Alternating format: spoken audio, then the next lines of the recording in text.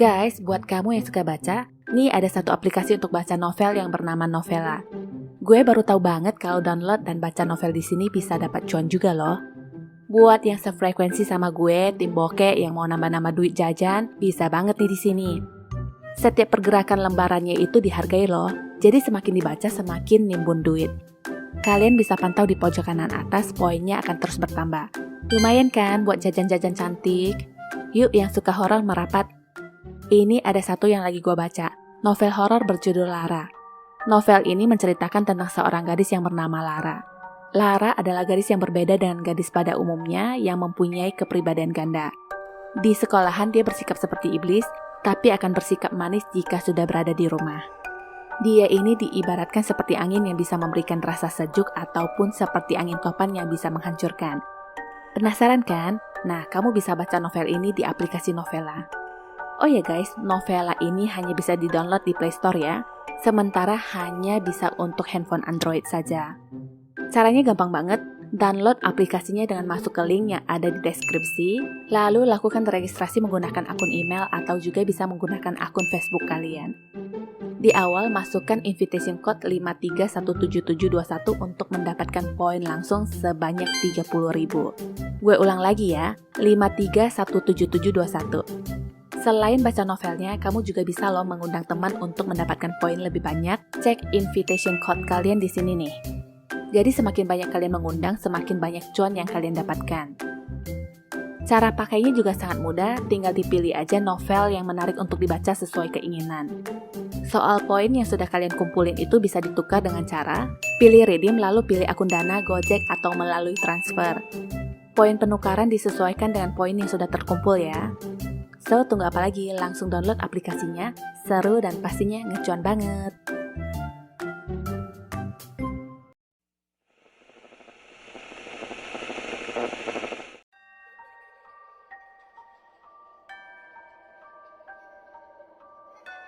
Halo guys, selamat datang kembali di Pojok Seram. Hari ini gue akan menceritakan film Thailand yang berjudul Ghost Game. Ayo kita mulai.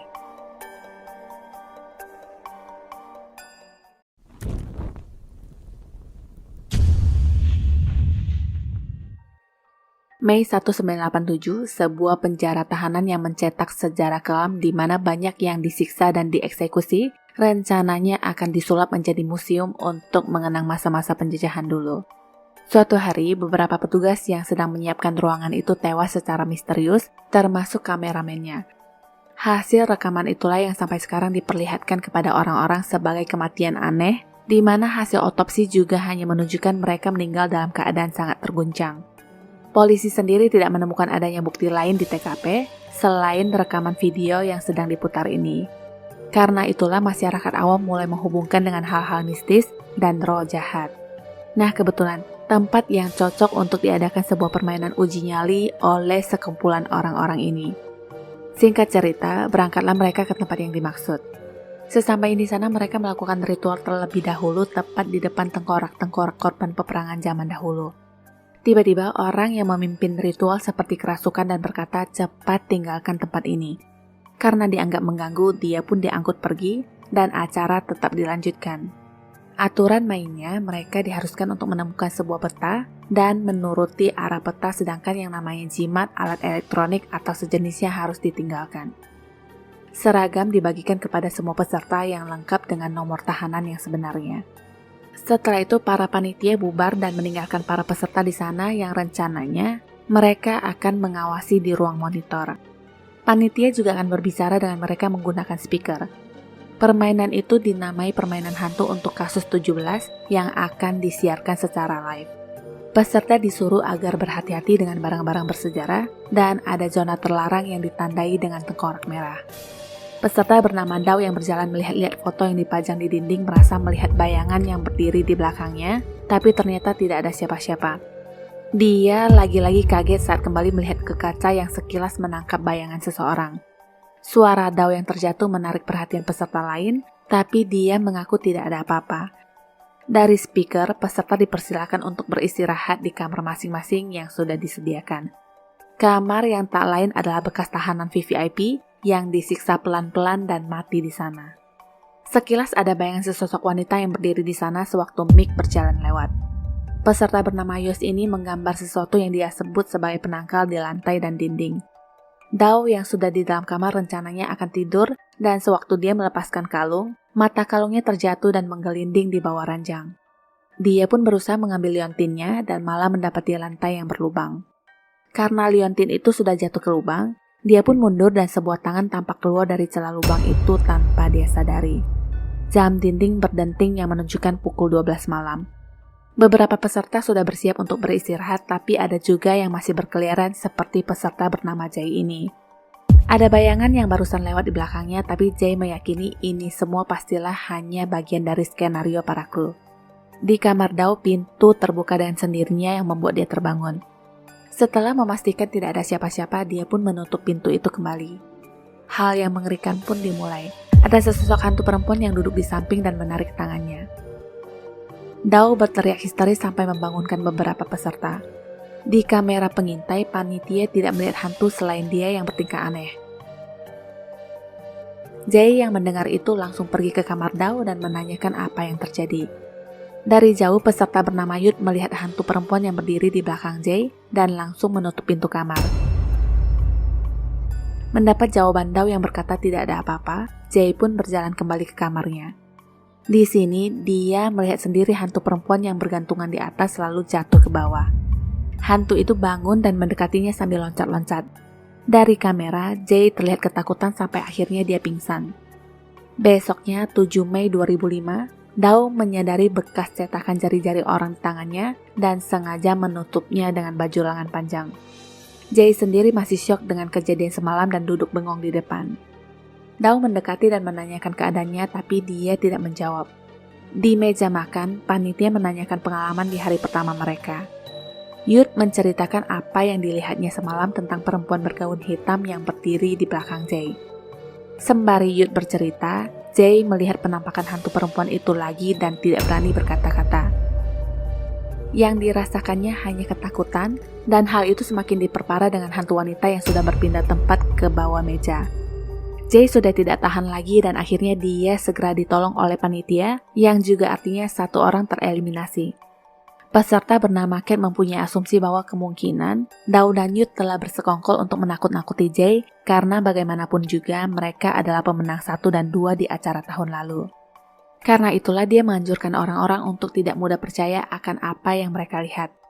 Acara masih terus berlanjut. Sekarang para peserta akan dibagi menjadi 3 grup. Grup pertama akan pergi ke kamar penyiksaan, grup kedua ke hutan kematian, dan grup ketiga pergi ke Pulau Tengkorak. Karena grup 3 berisikan 4 orang, maka mereka akan dipecah lagi menjadi 2 tim. Yos dan En, sedangkan Mick dan Yud. Cerita lanjut ke grup 1. Kang diikat di sebuah kursi oleh Kung sesuai dengan apa yang diperintahkan, lalu dia pun ditinggalkan di sana sendirian. Selanjutnya, Kung lah yang harus masuk ke sebuah peti dan diikat di sana oleh Kamtit. Setelah itu, Kamtit meneruskan perjalanan dan menemukan petunjuk berikutnya yang ditempel ke badan seseorang yang digantung. Grup Yos dan Mick yang terpisah masing-masing menemukan tengkorak yang banyak sekali. Para kru pun sampai tidak yakin bahwa itu semua tengkorak palsu yang seharusnya sudah disiapkan sebelumnya. Yos masuk ke dalam sementara En akan masuk ke dalam tumpukan tengkorak yang bersebelahan dengan Yos. Di grup sebelah, Mick yang akan masuk ke tumpukan tengkorak. Di grup 2, Kwan menemukan sebuah kitab yang bertuliskan silakan berdoa walaupun doa kalian tidak akan didengar. Dao juga mendapatkan buku yang sama dengan tulisan kalimat yang menakutkan soal kutuk dan kematian. Di ruang lain, Kamtit masih sibuk dengan orang yang bergantungan itu dan terus-terusan bertanya siapa dia. Ada seseorang yang barusan lewat di belakangnya. Kang yang masih terikat dengan mata yang tertutup itu merasakan kehadiran seseorang. Sedangkan Kung yang juga terikat asmanya tiba-tiba kambuh dan dia pun berusaha mengambil obat semprot. Sialnya botol obat itu jatuh ke bawah. Panitia yang melihat Kung dalam keadaan genting segera pergi menghampirinya. Mick yang tidur di dalam bersama tengkorak mendapati seseorang mengintipnya dari luar dan ada juga hantu yang baring di samping Yos. Mick kesal dengan orang yang mengintipnya dari tadi dan memarahinya, tapi ternyata tidak ada siapa-siapa. En yang mendengar Yos berisik segera memeriksanya. Setelah tutup kayu dibuka, Yos terlihat ketakutan di mana ada beberapa hantu yang menindihnya, tapi En sendiri tidak melihat penampakan itu. Anne berpikir Yos hanya bercanda dan Anne malah menambahkan tengkorak ke dalam lubang Yos. Sekarang, Anne baru melihat hantu yang sedang duduk dengan mata kepalanya sendiri yang semakin banyak. Singkat cerita, mereka berdua pun langsung dievakuasi dan dianggap gugur. Kung juga selesai. Dia merasa tidak sanggup untuk meneruskan permainan menakutkan ini. Malam itu 3 orang tereliminasi dan permainan akan dilanjutkan lagi besok. Sewaktu Nick ingin berjalan kembali ke kamar, dia malah tertarik masuk ke sebuah ruangan terlarang. Dao yang melihat itu mengikutinya dari belakang. Di lorong itu, Dao menyenter sesosok asing yang lalu mendekatinya. Ternyata itu hanyalah mimpi. Besoknya 8 Mei 2005, orang-orang yang tereliminasi masih ditempatkan di sebuah ruangan. Anne masih merasa takut dan terus menangis merengek ingin segera pulang. Yos selalu memberikan jimat untuk menenangkannya. Di tempat lain, kabarnya Mick menghilang. Karena itu, panitia membatalkan kegiatan sore dan mempersilahkan semua peserta untuk beristirahat. Beberapa peserta tampak mencurigai Dao sebagai biang kerok yang mencoba menakut-nakuti. Hal itu juga diberitahukan oleh Kamtit langsung kepada Dao. Dao akhirnya mengatakan kepada Kamtit bahwa dia merasa ada sesuatu yang jahat di sana. Ada sebuah foto perempuan yang terpampang di buku kasus 17 itu yang terlihat familiar yang dipegang oleh Kamtit. Dao menyadari itu adalah hantu wanita yang dilihatnya di hari pertama mereka di sana. Dao pun memperlihatkan bekas genggaman tangan di lengannya. Berdasarkan apa yang tertulis di buku, nama wanita itu adalah Pailin, satu-satunya tahanan wanita yang telah membocorkan informasi kepada musuh. Cara matinya juga sangat mengenaskan, yaitu digantung. Ditemukan juga buku hariannya yang ditulis sebelum kematian. Di sana tertulis 9 Mei akan menjadi hari terakhir hidupnya, juga yang lainnya. Kamera Ji-um akan menghabisi mereka semua. Inilah foto dari kamera Ji-um yang membuat Dao mengingat tentang mimpinya. Mereka lalu pergi ke tempat terlarang itu dan tepat di depan pintu tersebut, Dao menemukan barang Mick yang tercecer. Ini benar-benar sama seperti apa yang ada di mimpinya yang membuat Dao yakin bahwa Mick pasti di dalam. Tapi kenyataannya pintu itu masih tersegel rapi. Panitia yang mengawasi mereka juga berkata lewat speaker bahwa Mick tidak mungkin berada di sana.